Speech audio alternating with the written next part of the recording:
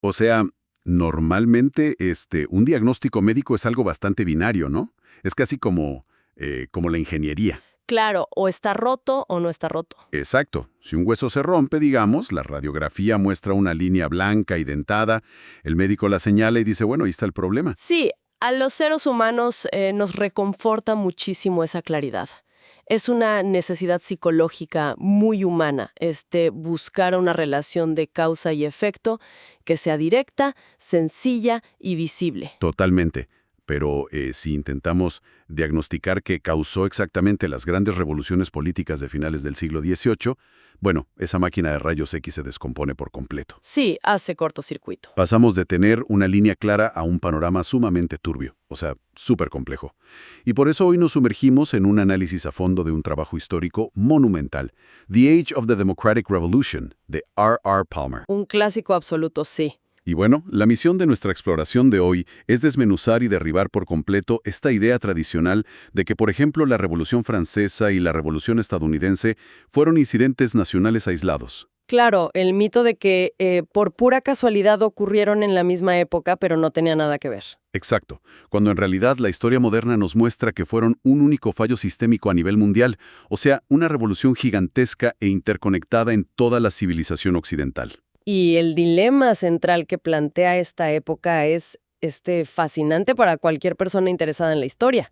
La gran pregunta es si esta inmensa ola revolucionaria, tanto continental como transatlántica, fue simplemente, digamos, el resultado inevitable del choque entre clases sociales, Ajá. o si por el contrario fue una reacción directa y casi mecánica al resurgimiento de una élite aristocrática que intentaba acaparar todo el poder institucional posible.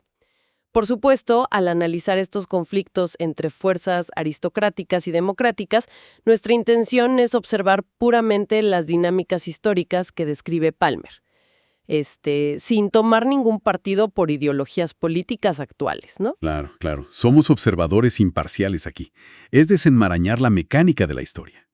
Y para entender la magnitud de esta colisión, primero hay que entender cómo las personas de esa época comenzaron a etiquetarse a sí mismas y a sus enemigos. O sea, las palabras moldean la realidad. Totalmente. Existe este mito gigantesco de que los patriotas en América y los revolucionarios en Francia operaban en universos completamente distintos. Sí, separados por un océano de diferencia, literalmente. Literalmente. Pero entre las décadas de 1760 y 1800, hubo estallidos revolucionarios interconectados por todas partes. Hablamos de Ginebra, en Suecia, en Irlanda, Polonia. Holanda, Bélgica, ¿sí? Es una locura. Es una verdadera reacción en cadena. Y lo que unifica todo este fenómeno global, o al menos uno de los hilos conductores más fuertes, es la rápida evolución del lenguaje político. Hay un dato histórico que siempre rompe muchos esquemas, y es que las palabras demócrata y aristócrata, tal como las entendemos hoy, fueron inventadas durante esta época específica. ¡Wow! Sí, literalmente no existían en el vocabulario popular antes de la década de 1780. De hecho, ningún individuo que peleó en la Revolución estadounidense en 1776 se llamó a sí mismo demócrata. Bueno, vamos a desempacar esto porque es increíble. O sea, pensar que Washington o Jefferson no usaban esa palabra. Para quienes nos escuchan, haciendo una analogía con la tecnología actual, es similar a fenómenos recientes como la Web3 o la economía colaborativa. Ajá, exacto. O sea, la práctica existe mucho antes de que la sociedad invente la etiqueta. Personas en todo el mundo ya estaban conduciendo para aplicaciones de transporte años antes de que el lenguaje lograra empaquetar y definir esa nueva realidad, ¿no? Es un paralelo perfecto. Y siguiendo esa analogía de cómo el lenguaje se pone al día con la acción, la invención de estos términos no ocurrió ni en París ni en Filadelfia. Ah, ¿no? ¿Dónde fue? Fue en los Países Bajos. Se acuñaron durante las revueltas holandesas entre 1784 y 1787, y luego ya se consolidaron en la Revolución Belga en 1789. En Bélgica, el Partido Popular, que se rebelaba contra el control del emperador austriaco, decidió, por primera vez de forma abierta y oficial, autodenominarse demócrata. Qué interesante. Y supongo que al mismo tiempo, la palabra aristócrata estaba sufriendo una mutación similar, ¿no? Brutal, sí. En Francia ya no se refería únicamente a alguien nacido en una familia noble con un gran castillo. El cambio semántico es fundamental aquí. Aristócrata pasó a significar ser un partidario activo del sistema de privilegios. O sea, se volvió un término ideológico. Completamente. Una etiqueta puramente ideológica. Un comerciante muy rico, un burgués o incluso, no sé, un campesino conservador podía ser catalogado como aristócrata si defendía activamente que el poder debía permanecer cerrado y exclusivo.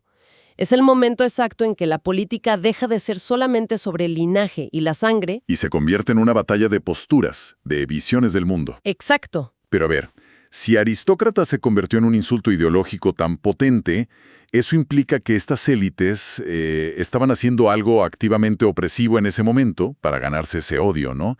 ¿Qué pasaba exactamente alrededor de 1760 para desencadenar esta hostilidad tan marcada?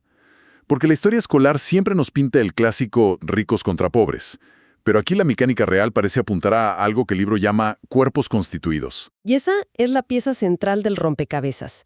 Lo fascinante aquí es que, alrededor de 1760, Europa estaba dominada por estos cuerpos constituidos. Eran instituciones formales. Los parlamentos en Francia, por ejemplo, que ojo, en esa época no eran asambleas legislativas democráticas como las vemos hoy, sino tribunales de apelación controlados férreamente por la nobleza. Entiendo, no representaban a la gente. Para nada. También estaban las dietas en Europa del Este o los consejos municipales, que eran controlados por familias patricias. La crisis surge porque estas instituciones se estaban volviendo cada vez más hereditarias y cerradas. O sea, estaban levantando los puentes levadizos. Literalmente se estaba atrincherando. La nobilidad social, que de por sí era baja, se estaba congelando por completo. Para entrar a estos círculos de toma de decisiones era necesario tener un árbol genealógico impecable o una riqueza obscena para comprar un cargo público. Y el estatus era todo, ¿no? O sea, la obsesión era tan extrema que sabemos que la burguesía adinerada añadía desesperadamente la preposición de a sus apellidos para, digamos, fingir cierta nobleza. Sí, el famoso de. Casos históricos notorios, y esto es muy irónico, son los de Maximilien de Robespierre o Georges Danton, individuos que años después liderarían el ala más radical y sanguinaria para guillotinar nobles. Exacto, los líderes del terror. Pero que en su juventud participaban activamente de este teatro de estatus social para intentar encajar. Es una paradoja tremenda. Y el mecanismo que detona la crisis aquí es altamente paradójico también. La revolución no comienza directamente como un ataque del pueblo llano contra los reyes absolutistas. Ah, ¿no? No, comienza como un choque entre los monarcas y esa misma aristocracia atrincherada. Los reyes del siglo XVIII, como Luis XVI en Francia, estaban desesperados por recaudar fondos después de varias guerras ruinosas. Intentaron modernizar el Estado, centralizar la administración y, lo más importante, cobrar impuestos a la nobleza. Porque históricamente no pagaban, claro. Estaban exentos. Espera, a ver, vamos a desglosar esto paso a paso porque de verdad cambia toda la narrativa que uno suele tener en la cabeza. Los reyes absolutistas, al intentar imponer impuestos a los nobles y a los ricos para salvar al Estado de la bancarrota, terminaron encendiendo la mecha de la rebelión popular. Precisamente. Cuando el monarca francés intentó forzar estas reformas fiscales, los nobles, atrincherados en los parlamentos, bloquearon sistemáticamente los edictos reales. Dijeron, no vamos a pagar. Y para justificar su desobediencia al rey, los nobles utilizaron un lenguaje asombroso. Afirmaron estar defendiendo la libertad y representando a la nación contra el despotismo del rey. ¡Wow! Secuestraron el lenguaje de la libertad para no pagar impuestos. Así es. La aristocracia paralizó al Estado monárquico para proteger sus propios privilegios. Al hacer esto, crearon un vacío de poder gigantesco y, sin querer, normalizaron un vocabulario de resistencia que el pueblo común observó, absorbió y luego, irónicamente, utilizó en contra de esa misma aristocracia. ¡Qué locura!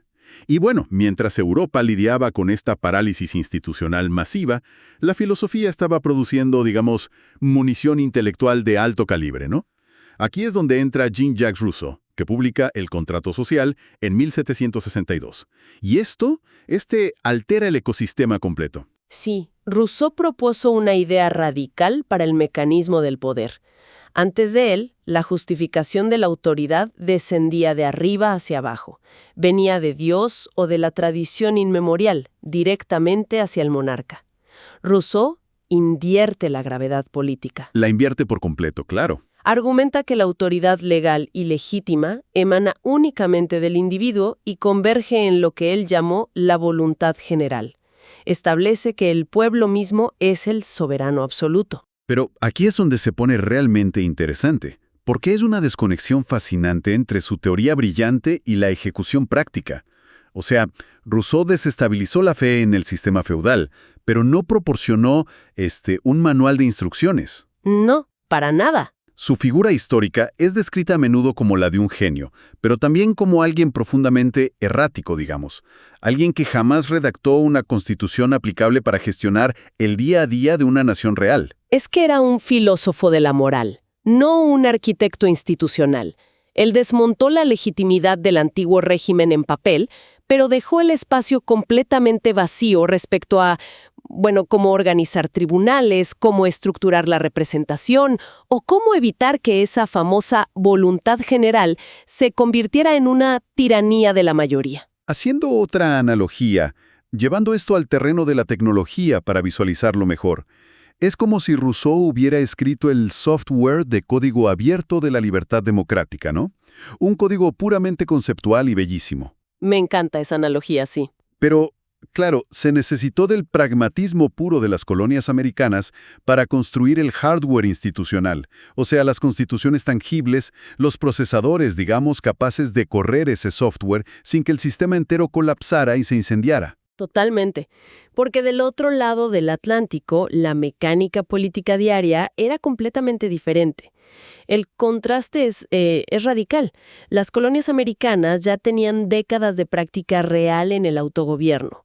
Hay registros, por ejemplo, que muestran que en ciertas áreas de Massachusetts, hasta un 95% de los hombres adultos ya tenían derecho al voto mucho antes de que sonara un solo disparo revolucionario contra los británicos. 95%. Es un nivel de participación brutal para la época. Sí, altísimo. Su gran aporte a esta revolución mundial fue encontrar la manera práctica de aterrizar la filosofía europea en documentos legales, vinculantes y funcionales. El ejemplo perfecto de esto es la Constitución de Massachusetts de 1780. Redactada en gran parte por John Adams, ¿verdad? Así es. Y esa Constitución cristaliza una fórmula mágica. Nosotros, el pueblo, ordenamos y establecemos. O sea, es la transformación del pueblo de una simple metáfora poética, como en Rousseau, a un actor legal concreto con poder duro. Es la invención pura del poder constituyente. En lugar de tener un rey otorgando derechos hacia abajo mediante una carta de gracia, es la población misma organizando un marco legal desde cero. Y hay que recalcar que este experimento funcionó en América en gran parte por lo que no tenían. ¿A qué te refieres? A que no tenían que desmantelar una aristocracia medieval de 1000 años de antigüedad. No tenían castillos de piedra que derribar. Si observamos por contraste el Parlamento en Irlanda durante esa misma época, vemos que intentaron implementar reformas representativas similares, pero estaban absolutamente asfixiados por una oligarquía cerrada e instituciones ancestrales que bloquearon cualquier intento democrático. Claro, el terreno institucional en América estaba, digamos, relativamente despejado. Y ese terreno despejado permitió un experimento que, ojo, no se quedó contenido en el continente americano. Generó un efecto dominó masivo. La Guerra de Independencia a menudo se narra como una lucha local, ya sabes, granjeros con mosquetes detrás de los árboles, pero en realidad fue un conflicto internacional de proporciones équicas. Fue un evento militar y social que cruzó muchísimas fronteras. Cientos de miles de personas cruzaron el Atlántico en ambas direcciones. Francia, como estado monárquico, envió tropas regulares para apoyar a los estadounidenses. La corona británica, por su parte, contrató a unos 12,000 soldados alemanes. Y muchísimos individuos del campesinado europeo terminaron experimentando la vida norteamericana de primera mano. Y resulta asombroso pensar en lo que vieron esos soldados. O sea, venían de estructuras europeas donde el señor feudal dominaba cada aspecto de la vida agrícola, la vida diaria, y de repente marchaban por inmensas granjas americanas sin diezmos aplastantes de la iglesia, sin nobles cobrando peajes arbitrarios en los puentes locales, sin castillos vigilando cada valle. Fue un shock cultural enorme. Esa imagen mental de una sociedad civil funcionando perfectamente, sin una nobleza hereditaria, regresó en barco a Europa con esos soldados.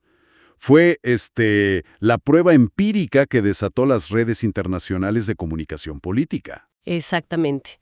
A partir de ahí surge lo que podríamos llamar la primera gran ola de redes de propaganda transnacional. Empezamos a ver un flujo masivo de correspondencia, panfletos y libros cruzando el mar y las fronteras terrestres entre filósofos, activistas y políticos de diferentes países. O sea, se estaban coordinando. Sí, se formaron los famosos clubes jacobinos en Francia, las sociedades democrático-republicanas en Estados Unidos y organizaciones de patriotas en ciudades comerciales como Ámsterdam. Todas estas redes traducían constituciones, compartían estrategias políticas y unificaban un léxico democrático que trascendía por completo los idiomas locales. Y para simplificarlo para nuestra audiencia, el impacto de estos textos cruzando fronteras era tan profundo que aterrorizaba, pero de verdad aterrorizaba a los monarcas absolutos en los extremos de Europa. Un caso súper revelador, que me encanta, ocurre en Rusia en esa época. Ah, la historia de Radyshev. Sí. Un intelectual llamado Alexander Radyshev publicó un libro analizando las condiciones sociales en Rusia y simplemente por atreverse a citar la Constitución de Pensilvania y mencionar a Benjamin Franklin como un ejemplo de libertad ciudadana, la emperatriz Catalina la Grande lo exilió a Siberia. O sea, ¿por qué una emperatriz todopoderosa le tendría tanto pánico a la simple cita de un diplomático estadounidense? Pues porque citar el éxito de una república construida sobre constituciones escritas y sin un monarca era una amenaza existencial para el absolutismo ruso. Demostraba que el rey no era indispensable. Exacto. Demostraba empíricamente que la monarquía no era la única forma natural o divina de organizar una sociedad. Y el contagio de estas ideas llegó a todas partes. Si conectamos esto con el panorama general, los apéndices del trabajo de Palmer detallan intentos fascinantes de codificar esto en leyes, como la Constitución de Polonia de 1791. Polonia también. Sí, fue un esfuerzo desesperado por salvar al país de sus vecinos, mediante la creación de una monarquía constitucional moderna, otorgando por fin derechos políticos a la burguesía urbana y intentando mitigar los terribles abusos de la servidumbre campesina. Pero ese experimento polaco fue aplastado casi de inmediato, ¿no? Fue destruido mecánicamente por sus vecinos imperiales, Rusia y Prusia. Una Polonia que lograra estabilizarse integrando ideas democráticas representaba a sus ojos un virus político inaceptable en las fronteras mismas de sus imperios autocráticos. Claro, no podían permitir un caso de éxito al lado de su casa. Así que la invadieron, la aplastaron y se repartieron su territorio para evitar que el ejemplo se propagara. Literalmente borraron a Polonia del mapa por más de un siglo. Es una tragedia histórica brutal. Pero a pesar de fracasos trágicos como el polaco, el avance conceptual en otros lugares de Europa ya era indetenible. Especialmente con la adopción de la Declaración de los Derechos del Hombre y del Ciudadano en 1789. Hay un cambio de paradigma masivo al incluir la palabra ciudadano en ese título. Ese es el salto definitivo de la teoría abstracta a la mecánica del poder real. Reconocer derechos inherentes al hombre era un concepto filosófico que se debatía en los salones desde hacía tiempo, pero consagrar los derechos del ciudadano, eso significaba reconocer a cada individuo como una partícula activa de la soberanía estatal. Pasaban de ser sujetos pasivos a actores principales. Pasaban de estar sujetos a la voluntad caprichosa de un rey a ser participantes legales con poder. Y esto es vital. Para alguien de la época, imaginemos a un tendero en París o un zapatero en Ámsterdam. Leer estos documentos o escucharlos leer en voz alta en una plaza no era un ejercicio académico o un debate de café. Era el fin de un sistema donde la ley se usaba como un garrote desde arriba. O sea, bajo el antiguo sistema de privilegios, si un noble atropellaba a un plebeyo con su carruaje en la calle, la ley, de forma explícita, protegía el estatus del noble. Totalmente. La justicia no era ciega, Miraba directamente tu árbol genealógico. Exacto. Y estos nuevos documentos codificaban por primera vez que la ley debía aplicarse por igual, que los impuestos requerían consentimiento representativo y que los cargos públicos debían ganarse por mérito y talento, no por la pureza de la sangre. Traducían toda esa frustración general en estatutos legales cristalinos. Modificaron la arquitectura misma de las expectativas humanas.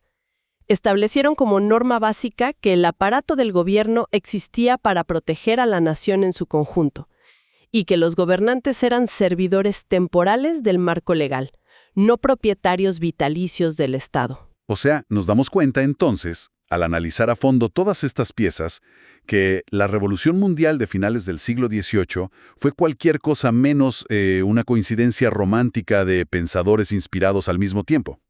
No tuvo nada de magia o casualidad. Fue un fallo mecánico integral del sistema antiguo.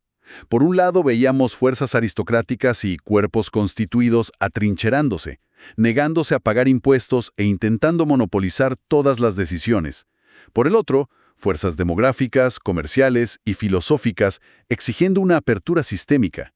Y cuando esas dos placas tectónicas chocaron, todo el ecosistema de Occidente se fracturó. Y el éxito de la democracia moderna, la que logró sobrevivir a ese choque, dependió tanto del desarrollo acelerado de redes de comunicación internacionales como de la capacidad sumamente pragmática de redactar constituciones vinculantes. Claro, el hardware para correr el software. Exacto.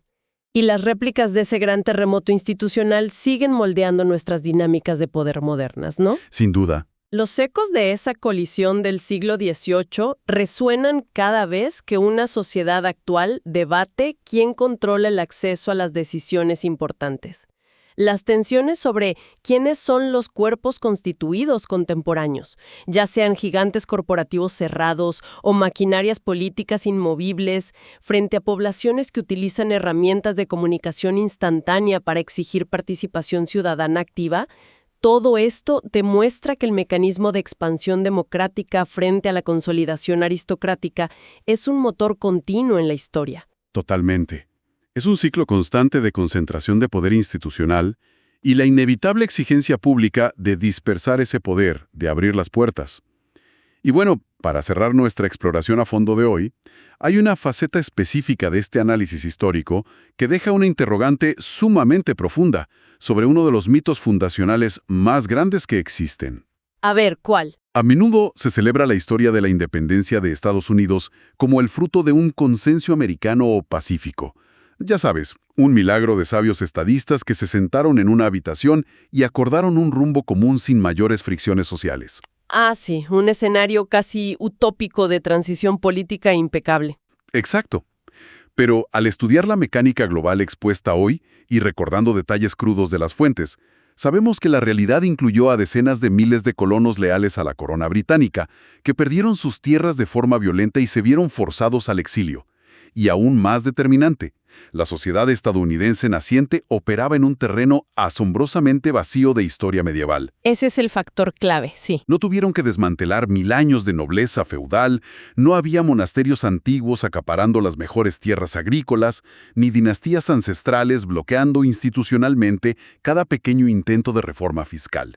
Así que queda entonces una reflexión obligada para cualquiera que estudie las mecánicas del poder moderno. Una excelente pregunta para dejar sobre la mesa. ¿Fue realmente el éxito democrático estadounidense un golpe de genialidad política sin paralelos en la historia, producto exclusivo de sus brillantes pensadores?